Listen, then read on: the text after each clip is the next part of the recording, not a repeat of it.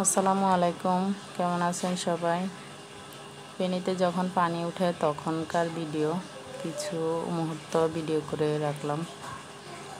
দেখেন কি অবস্থা, ফেনীতে কেমন ছিলাম আমরা পানির মধ্যে। ফেনীবাসী এখন বানভাসী মানুষ হয়ে গেছি আমরা।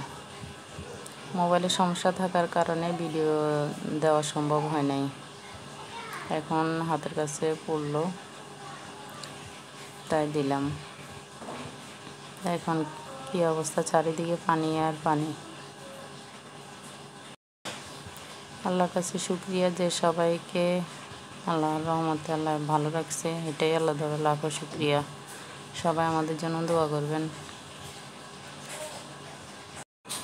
আমি কখনো ভয়েস কলে কথা বলি নাই, তো এই জন্য আমি কথা বলতে পারি না তেমন একটা।